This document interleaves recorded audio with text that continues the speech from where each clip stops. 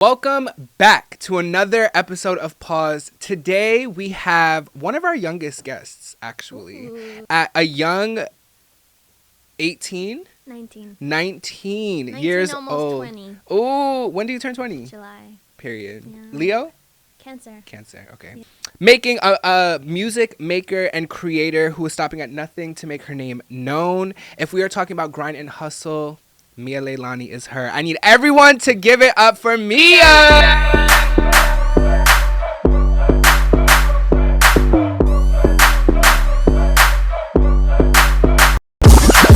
Thank you for having me. I'm so excited to Of be here. course. I'm excited for you to... So, you are coming from the Bronx. Yes. The Boogie Down. Yep.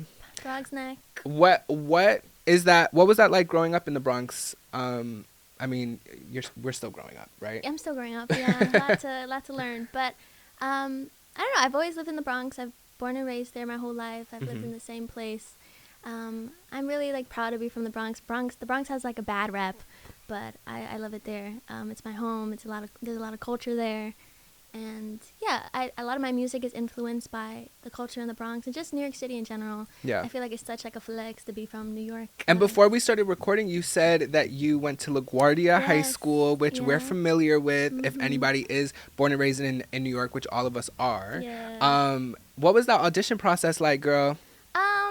Okay, well, the audition process, I went to a boot camp prior. Oh, period. Because the audition process is very like prestigious. I had to sing an opera song, or not opera, like an Italian song, which I've never done before. I came from a middle school in the Bronx. I'm doing Yeah. pop songs. Like, this is so different.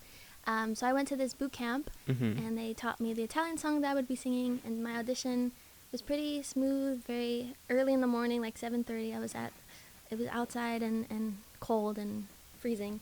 But yeah, the audition went well. I did my little Italian song, and that was it. And I got accepted to Talent Unlimited and LaGuardia, and I had to like decide between the two. And I made a pros and cons list, and ultimately, went to LaGuardia. But LaGuardia is a dope school to go to. It's amazing to be surrounded by so many talented people my age, and just like growing up around that environment and so many different creatives. And yeah. I love that Yeah. school. I mean, I don't think that you really needed to go to school to be around creatives because your brother is Yeah, also a yeah, creative. So yeah. you guys work together. Does he produce some of your music? He produces all my music. Period. Yeah. Keep it in house. Yeah. So it really is giving Billy and Yeah, Phineas. yeah, Oh my yeah. God, the Bronx Yeah, Billy. yeah, Oh, the we're Bronx. coining that. Yeah. So The Bronx Billy. at what point did you guys know that you wanted to start working together, or did you go to him? Was he like, put your voice on this beat? Well, it was honestly, okay, little context. Let's go back a little bit. My dad, he's my manager, and he's our guidance and our mentor. He's been in the music industry since he was 18 years old, and we have a studio in our basement. So music has always been in my life since very little. Same with my brother. He started DJing when he was like 13 or 10. Your brother? Yeah, Okay. 13 or 10. He performed at Madison Square Garden. Oh. Yeah, cool little flex. Yeah, so music was always around me. He started producing soon after that, and I would just see people coming out in and out of the studio all the time, and I would just always be writing and like singing, and since I was 2. And then my dad was kind of like, Devin, we should try working with her. She's developing a little bit more. Let's get her in the studio. I did my first song when I was 10 years old. Really embarrassing. It's called Be With You. It's a love song. It's not that good, but... At 10, I'm like, who were you even thinking of? I don't know, but yeah, that was like my first time releasing a song. And then from there, we just kept working. That's my guy. Like, I only work with him and my dad, and we're kind of like a very in-house unit. Yeah. So... A family business. Yeah. So Okay, it was young never money. really- young money. Yeah.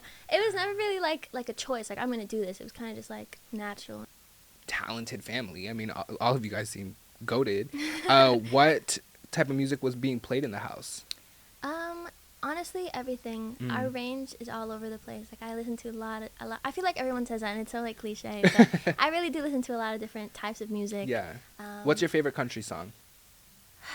They How say about they rock? listen to. I love rock. Yes, Queen. Did you feel like you gravitated towards one genre more than the others? Because your sound, from my perspective, is this fusion between R&B and pop. There's like this like mix in between both. So what kind of music did you when you were like, I want to listen to my own music, you was downloading your songs and artists and stuff? I feel like when I first started, it was definitely just R&B-ish. My brother and I put out an EP called Magic Hour, very R&B influenced. And then after that, we kind of, our like motto when making music is just making anything that feels good. So it could be any type of genre, as long as it feels good and makes you vibe and makes you feel some type of emotion. I think that's it. Right now, a lot of it has been between R&B, pop, a little hip hop influence. Not that I'm rapping, but you know, the beat's a little. But she could. But Don't I get it could, twisted. yeah. Don't get it twisted. So yeah, it's a little bit all over the place, and I don't really want to stick to one genre.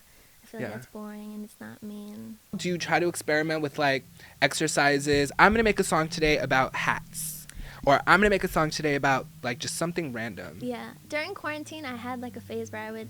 It's like actually so embarrassing, but I did like a video series called "What's the Topic?" and I had someone just give me like a random topic, and then I would write a song about it. It wasn't really that good, but that I think about that when you said like experimenting. But most of my songs are love related. In high school, though, I went through this whole thing personally with like a crush, a little situationship, and I was holding back a lot in my lyrics. And then at some point, I was like, why am I doing this? This is my music. I can be as expressive and as real and direct as I want because it's my song, and you never know who's going to relate to it, and like that's going to hit you hard. You know what I mean? So I started just like being authentic and just writing whatever. And then after high school, I started writing about like me and like my goals, and I have a song called "Do It For You," which is about like a bop. Thank you. It's about doing it for yourself and your younger self and future self. And I have a song called "Play Out," which is about your dreams and like knowing that everything's gonna work out. And We're gonna play a game here called Featuring with You, where you're gonna pick one of these cards that have an instrumental to some hot songs, and you're gonna add your own verse to it. I heard through the grapevine that you're gonna be freestyling for us today. Just a little improv, which I kind of love. Yeah, I kind of love that. We'll see what comes up. So let's shuffle. And you get to pick one. Wait, I don't get to pick the actual song? Oh my god. No. I hope it's Nelly. Okay. I hope it's Nelly. No, Kia. Hey!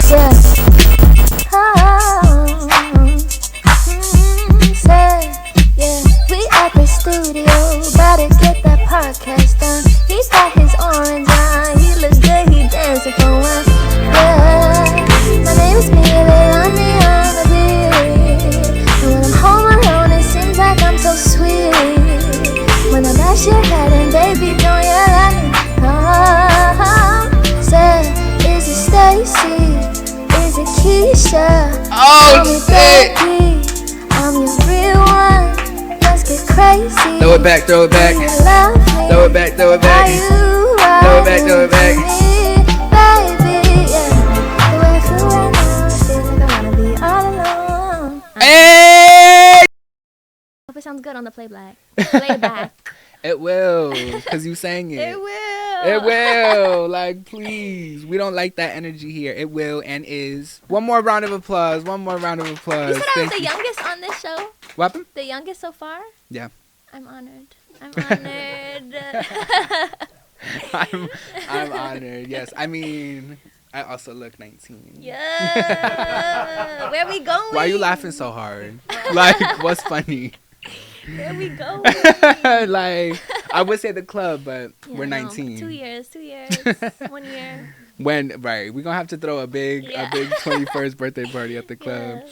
So let's talk a little bit about my favorite topic, marketing. Yes. I love marketing. I love what people do with social media, how people put their music out. I think now there is this sort of release of pressure to be with a label, to be with like a major backing because of all the things you can do by yourself as an independent artist. So what goes into your marketing strategically? You talked about a little bit about a series that you did, engaging your audience, which is great. Whether you look back on it and you're like, I don't know if I really like that or not, it was still an idea that you threw out there to get your audience engaged in your career and your voice and all of that stuff. So is there, I mean, we grew up in the age of social media, so it does come natural and we know how to use the platform. Mm-hmm. But how have you been using it as a vehicle to push out your music and really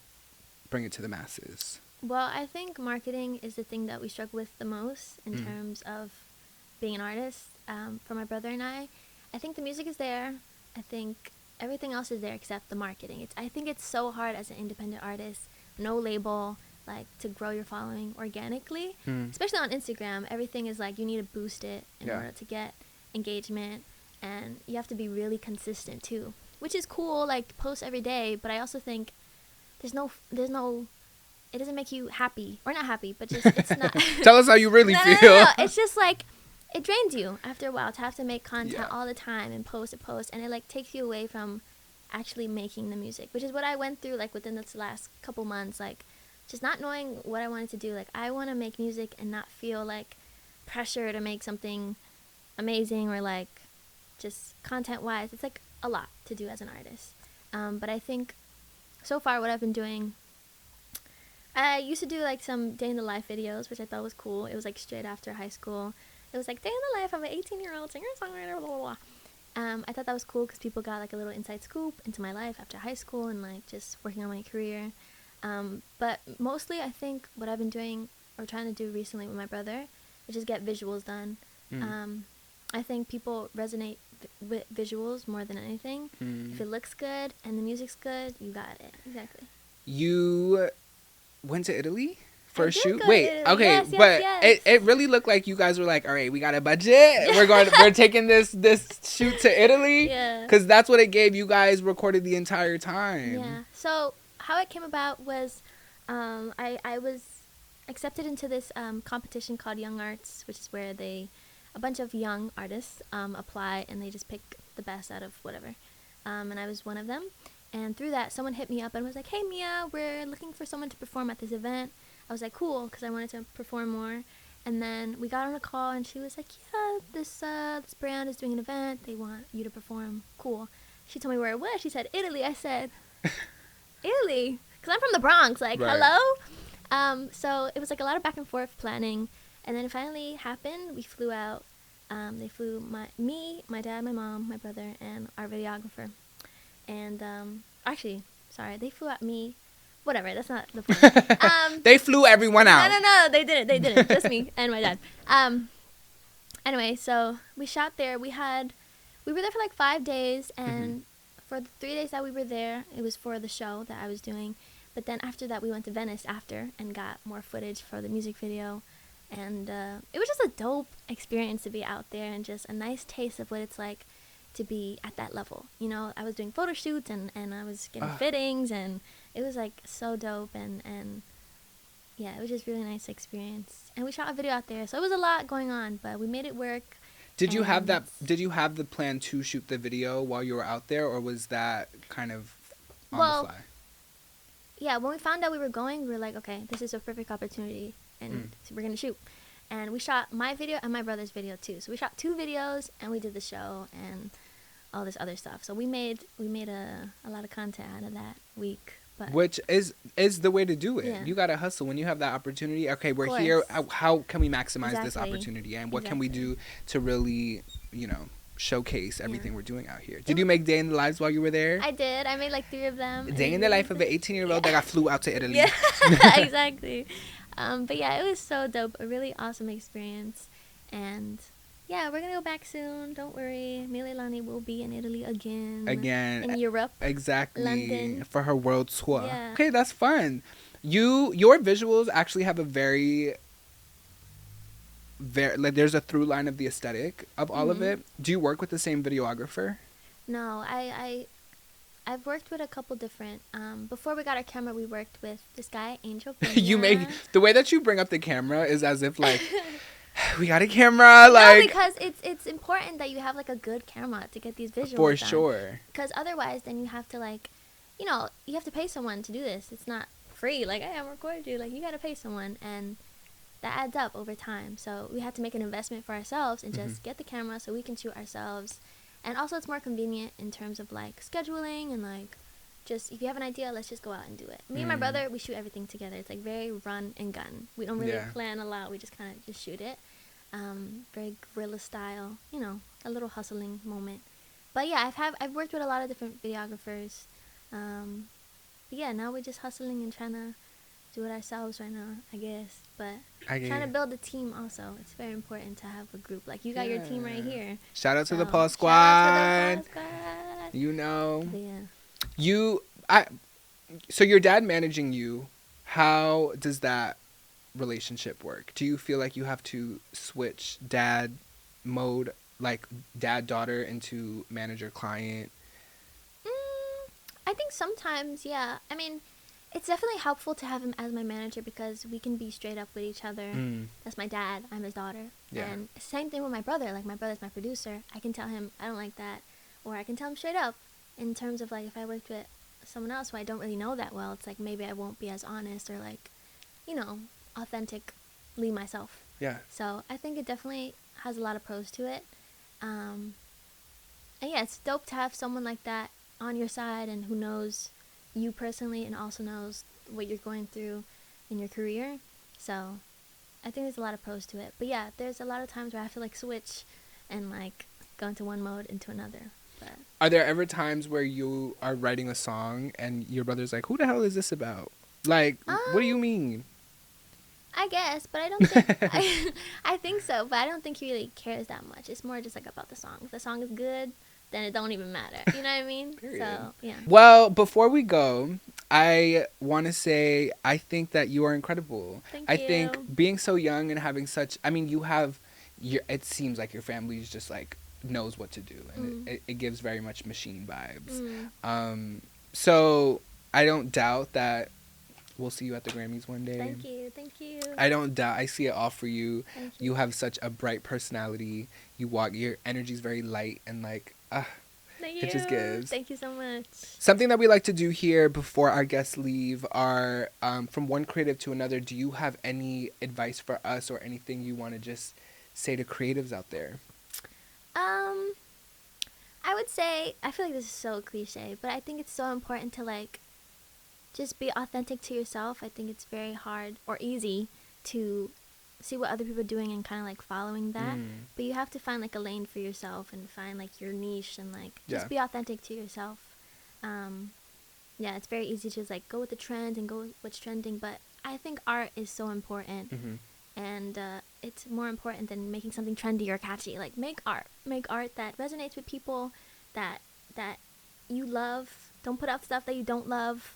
And yeah, just like be authentic to yourself. Well, give it up for Mia. Thank you so much for coming. Thank you. Woo! My name is Mia.